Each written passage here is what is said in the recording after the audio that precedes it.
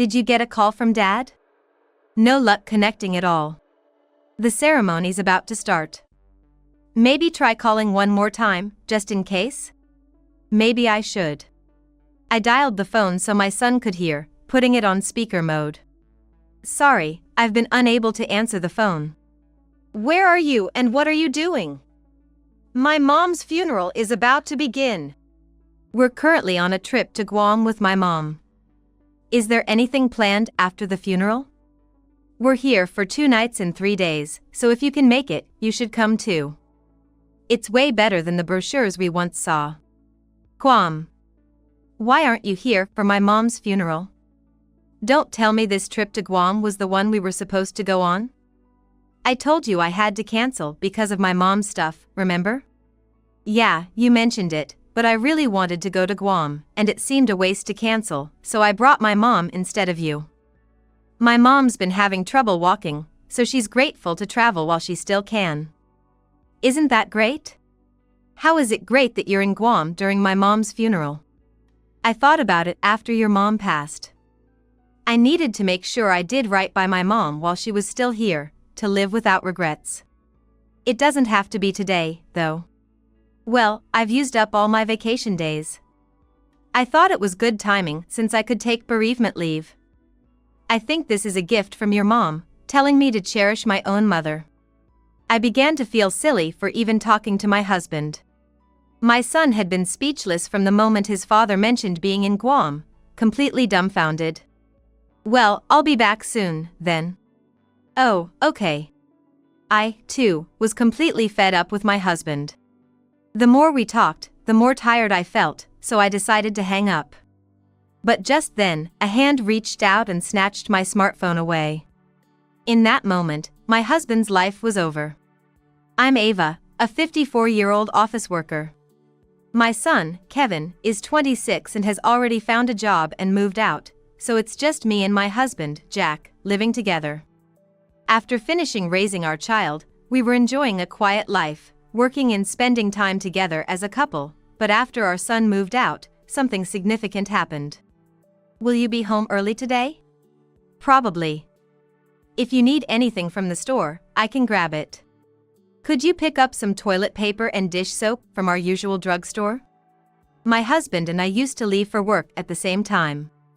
But once our son moved out, my husband started coming home earlier than he used to, while I often came home late when our son was still living with us.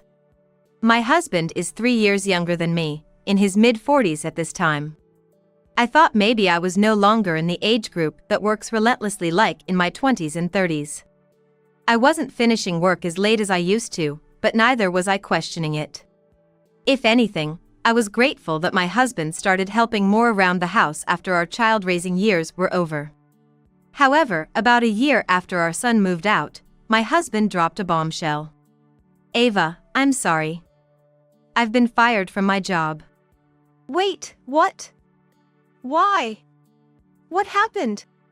You know I've been coming home early lately? It wasn't because work ended early, I was actually skipping work. You skipped work to the point of getting fired? Yeah. The company had given me several written warnings to properly do my job. But I thought they couldn't just fire an employee that easily, so I ignored those warnings. And then, skipping work escalated to taking unauthorized absences. Unauthorized absences. But we left the house together. We did leave together, but I'd kill time at a cafe, did shopping you asked for, grabbed lunch, and came back home by noon. Why would you do that? I don't really know. Suddenly, I just lost all motivation for work. The more I thought I needed to get motivated, the less motivated I became. My husband answered quietly, without looking at me. When I looked at his face, it was as if he was on the verge of world collapse.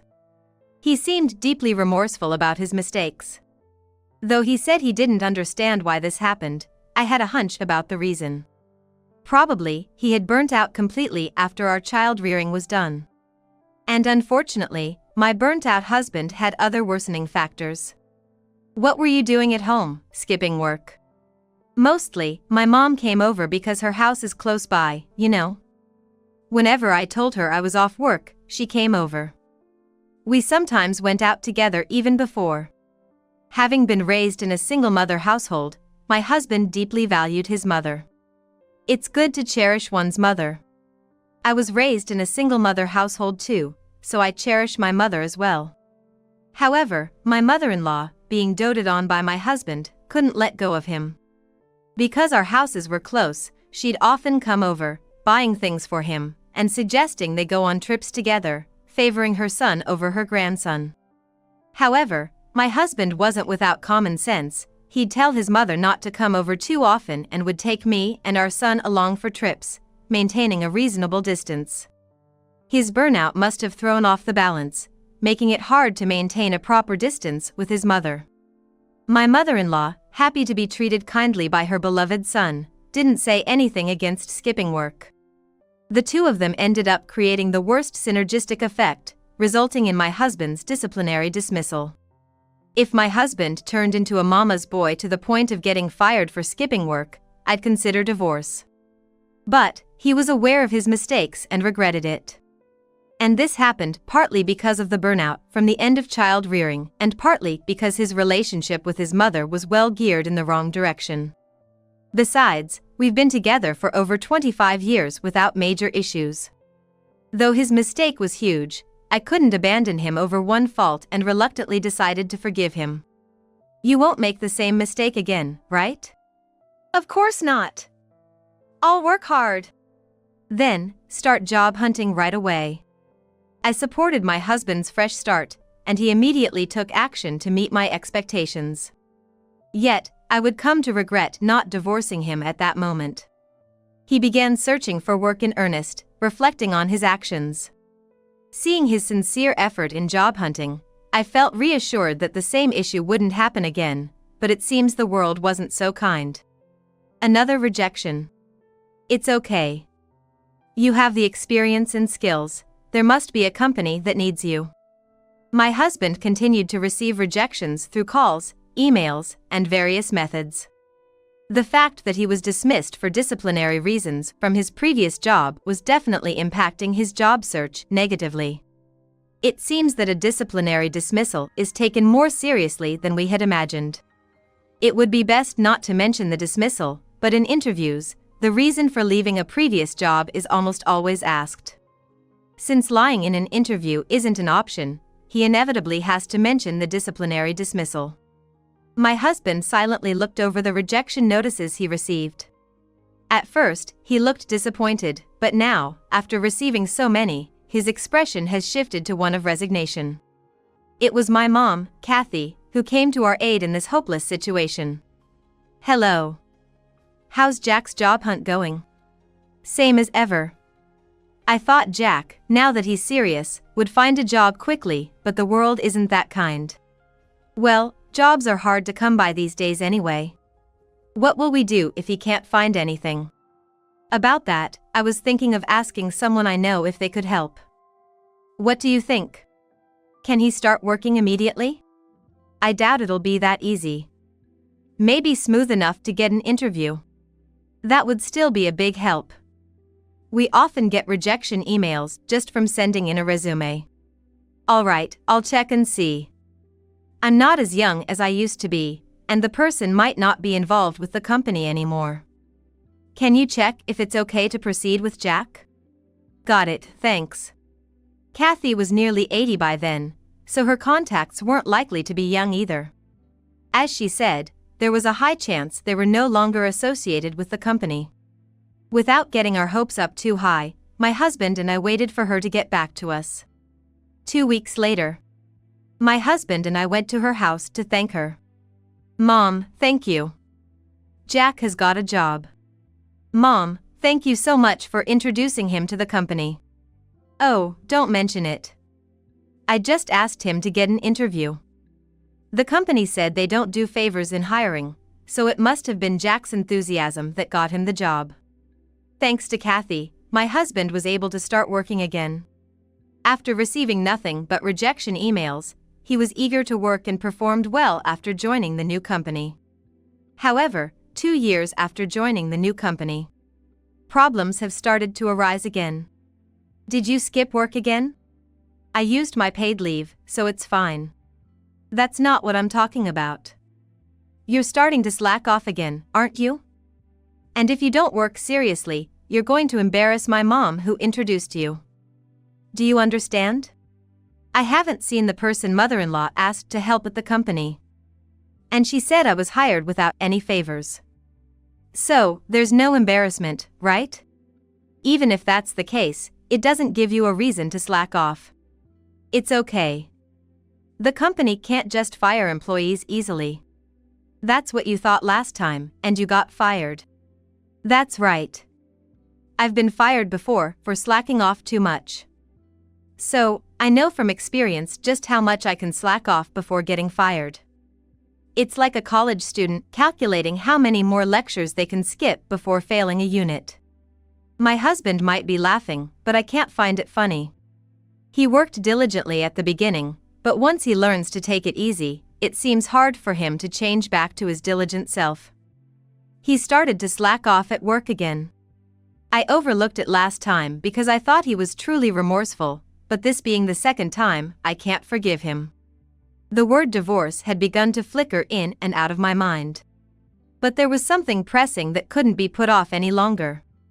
Is your mother okay? It looks pretty serious. My mother had collapsed and was rushed to the hospital. According to the doctors, given her age of over 80, her condition was dangerous. I arrived at the hospital first, and the anxiety was crushing me, but when my husband arrived, I felt a bit relieved. Despite everything at work, he really does have a kind heart. Or so I thought for a moment until I realized I was mistaken. I thought I was getting out of work, but this looks like it's gonna be a hassle. What are we gonna do about the funeral and all that? I thought I'd misheard and looked at my husband, but he was seriously pondering. He must be simulating the funeral process in his head. Even though my mother is still right here, lying in the bed. If we weren't in a hospital, I'd be yelling at him right now. I gritted my teeth, trying hard to keep the words clawing up my throat from spilling out. Ignoring my effort, my husband added fuel to the fire. So, how long is your mom expected to hold on? What kind of way is that to talk? It's important, right? If the travel dates clash with the funeral, it's gonna be a mess. What? What's gonna be a mess? Well, we'll have to cancel the trip, won't we? The trip was canceled the moment my mom collapsed, obviously. Come on. I was looking forward to it. A 2 or 3 day trip should be fine, right? Oh, but if it clashes with the funeral, that won't work. Can't we push the funeral back? The trip was planned first, after all. Just go home. I couldn't stand to hear another word from my husband and kicked him out of the hospital room. My husband and I were supposed to go on a trip to Guam in 2 weeks. It was meant to be a getaway for just the two of us after finishing raising our kids, but it was put on hold when my husband got fired from his previous job. 2 years into his new job, feeling more settled, he suggested we finally take our trip. I thought it absurd considering he was slacking off at work, but I too wanted to go. I thought it might be a good change of pace for him, perhaps a way to reignite his motivation, so we decided to go. But with my mother's collapse, it was clear the trip would have to be cancelled. At least, that's what I thought, but my husband seemed determined to go no matter what. I resolved to divorce him once everything with my mom settled down. A week later, my mother passed away. I had hoped to either see my mother recover and be discharged or to wait until her hospital life stabilized before divorcing, but life doesn't always work out as planned. While holding back my sorrow, I prepared for the funeral and sorted through my parents' house. The one helping me was not my husband but our son, Kevin. My husband didn't help with anything concerning my mom. Instead, after she passed, he seemed to find helping out too troublesome and started staying at his parents' house. I wanted to scream at him, but my grief outweighed my anger, leaving me with no energy to complain. Sensing the situation, my son didn't mention anything about his father and quietly helped out. We found an ending note written by my mother at her house. Look at this. It lists people she wanted invited to the funeral and those she wanted contacted after, along with their details. It even notes where everything is in the house. This should make the arrangements and preparations easier. That's just like Grandma. Yes. She was always so considerate and never wanted to trouble anyone. Right. She always put herself last and looked out for everyone else. My son and I ended up laughing as we remembered how my mother would meddle in various people's affairs. Among those memories was a time when my husband was struggling to find work, but I decided to let that memory go. On the day of my mother's funeral, my son and I were preparing for the ceremony at the venue. Ultimately, my husband didn't help with anything and wasn't even at the venue yet. At this point, if he were to come and offer help, it would just be in the way, so it's fine if he shows up after the funeral has started. While I was storing up complaints about my husband and talking to the staff, an elderly person escorted by a woman arrived at the venue before the funeral had even started. She appeared to be her daughter or daughter-in-law. The elderly person was hobbling along with a cane. This individual was an old acquaintance of my mother, who, due to poor mobility, requested to offer flowers before the funeral started.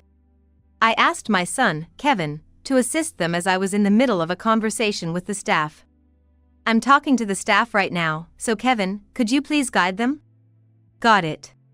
The elderly person and the woman entered the venue, and I continued my conversation with the staff. When I finished talking to the staff, Kevin returned to me. Who were those people? It's taken care of by the staff now. By the way, have you heard from Dad? No luck connecting at all. The ceremony's about to start. Maybe try calling him one more time, just in case? Maybe I should. I made the call in speaker mode so Kevin could hear. We listened to the ringtone without much hope. After about 10 rings, I ended the call. Just as I thought, no answer. Well, he'll show up eventually, right? He wouldn't miss Grandma's funeral, would he? Kevin and I decided to put my husband's matter aside for now. However, at that moment, a call came back from my husband through the messaging app. Sorry, I've been unable to answer the phone. Where are you and what are you doing? Mom's funeral is about to begin. I'm on a trip to Guam with my mom. Is there anything planned after the funeral? We're here for 2 nights and 3 days, so if you can make it, you should come too. It's way better than the brochures we once saw. Guam? My husband seemed excited about the overseas trip, his voice louder than usual. I turned down the volume, irritated, and sought clarification. Why aren't you here for Mom's funeral, instead of being in Guam? Don't tell me this trip was the one we were supposed to go on? I told you I had to cancel because of Mom's stuff, remember? Yeah, you mentioned canceling it, but I really wanted to go, so it felt like a waste not to go. I brought my mom along instead of you. She's been having trouble walking, and she's grateful to travel while she still can. Isn't that great? How is it great that you're in Guam during my mom's funeral? I was thinking, now that your mom's gone, I need to do right by my mom while she's still here, so I don't have any regrets. It doesn't have to be today, you know. Well, I've used up all my vacation days already. I thought it was a good time since I could take bereavement leave. I'm sure this is a gift from your mom, telling me to take care of my own mom. Talking to my husband was starting to seem foolish. Kevin, upon hearing his father was in Guam, was too flabbergasted to utter a single word. Well, I'll be back soon, then. Ah, right. Like Kevin, I was completely fed up with my husband. The more we talked, the more exhausted I felt, so I decided to hang up. Just then, a hand reached out and snatched my smartphone away. Following the hand to the face, I realized it was the elderly person from earlier. At this moment, my husband's life was over. Caught up in the conversation with my husband, Kevin and I hadn't noticed the elderly person's presence, so we were startled by the sudden appearance. Since the call was on speaker mode, and the elderly person had overheard our conversation, I hurriedly apologized. I'm sorry you had to hear that unpleasant conversation. It's all right. Who's there? Is someone else there? Sounds like an old man, but it's not Kevin's voice, is it? Hey, show some respect. That's the former president and current chairman of the company you work for. What? The chairman? Why would the chairman be there? Remember how my mom asked someone she knew to get you an interview at your current job? That person was the chairman. It's understandable why my husband was surprised. I never thought my mother knew a company chairman, Mr. Schwab. She was always meddling in various matters, so it makes sense she knew many people, including the chairman. Her ending note revealed that the chairman was among her acquaintances and had been listed among those she wanted invited to the funeral. It also mentioned thanking him for hiring my husband. I'm sorry for the late introduction. My husband works for you. No worries, I asked to greet you later so as not to cause any inconvenience, as I insisted on offering flowers first. I've heard from my mother how much you've done to get my husband a job. I just mentioned I had someone I wanted them to interview. The rest was up to them. It wasn't my decision to hire your husband. Hearing our conversation, my husband seemed to believe the person on the phone was indeed the chairman. Though I couldn't see his expression through the phone, his attempts to join the conversation and his heavy breathing made it easy to imagine he was panicking. Mr. Schwab, I apologize, but I've never seen you at the company. Why did you come to the funeral today? Is it so strange for me to attend a friend's funeral? I don't have a duty to be at the company daily because of my position as chairman. But I do attend meetings and the board of directors, so it's not like I'm never there. We just haven't crossed paths. My husband had said he never saw my mother's acquaintance at the company. We thought the acquaintance was a retired former employee. However, it seems it was merely because my husband, who had just joined the company and was slacking off, hadn't had the chance to meet him. Hey, Ava. Did you know your mom knew the chairman? Why didn't you tell me? I was going to. But I only found out after reading my mom's ending note. You haven't been home or helped with the funeral arrangements, nor contacted us. So, I never had the chance to tell you. So, you didn't help with your wife's mother's funeral at all? That's right. So, it's been just me and my son preparing everything, and my husband is currently in Guam. Hey, stop that. It's not like that. This trip was planned in advance, and I do care about your mother. Listening to the conversation, the chairman must have already grasped the situation. However, to clarify things for my husband, I took the time to explain the situation to the chairman politely. I couldn't help but laugh at how flustered my husband was getting. The chairman, having had a bit of fun, then soberly dropped the hammer. You claimed bereavement leave at the company, yet you're actually on a trip to Guam. This amounts to a false claim. We'll deal with the consequence once you're back, but for now, enjoy the precious time with your mother. No, wait, please. I'll come back right away. My husband was babbling something, but the chairman ignored him and handed the phone back to me. After hanging up, the chairman had a brief chat with me. The policy on bereavement leave might differ from one company to another, but at my husband's company, it seems to be treated as a special leave, where employees can take time off without using their paid leave, and still get paid for it. It's a very generous arrangement, but my husband's actions make it a serious issue. He informed his company he needed to take time off for his mother's funeral, yet he was actually going on a vacation. During this vacation, he is still earning a salary without using any paid leave. This is essentially deceiving the company for money, which appears to be a significant misconduct. I also informed the chairman that my husband hasn't been diligent at work and that I intend to divorce him. After our conversation, the chairman left. And my son and I thanked him and saw him off. After the funeral, I packed the bare minimum and moved to my late mother's house before my husband returned. The next day, after cutting his trip short, my husband called me as soon as he landed. Where are you right now? I've gone back to my mom's house. I'll come to pick up the rest of my stuff soon, so leave it as it is. What do you mean? Does that mean you're divorcing me? Of course. You should think about what you've done. All right. We'll talk about the divorce more thoroughly later. There's something more urgent I need to discuss first. What could possibly be more urgent than a divorce? It's not something to talk about over the phone. Can you come over to the house? I really didn't want to see my husband. But his urgency piqued my curiosity. And there were some belongings I wanted to retrieve, so I decided to go to our house. I might be facing disciplinary dismissal again. What? What do you mean? My boss called, and they're discussing whether to fire me. He said I should know in advance that it's likely I'll be dismissed. Given my husband's panicked state, I expected something more serious. I was prepared for divorce, so his potential firing was irrelevant to me. However, since my husband was hired through my mother's referral, I thought it prudent to hear out the circumstances and reasons for his possible dismissal. Is it because you skipped work to go on that trip? That's part of it, but the company had already been ordering me to improve my work attitude. You never learn, do you? But I was only given one warning, and I thought I still had some leeway before getting fired. Then, this trip, based on a lie, got exposed. There's no leeway in such situations.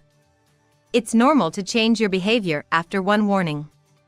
So, you got fired because of that? No, there was one more outrageous thing that got exposed. When I was interviewed for my current job, I was asked why I left my previous job. I didn't mention that I was fired for misconduct. I thought I'd be rejected again if I did. And that was called falsifying my resume. You lied even before you were hired? I'm astounded. Listening closely to my husband's story, it seems like not mentioning the disciplinary dismissal might have been okay if not asked, but lying when asked is definitely not allowed.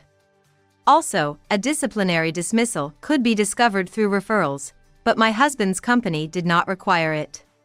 However, when I spoke with the chairman at my mother's funeral, I mentioned that my husband was fired from his previous job for misconduct. The chairman, combining the lie about the trip and the disciplinary dismissal, must have informed the company. After some investigation by the company, considering my husband's past negligence at work, the decision to dismiss him was made.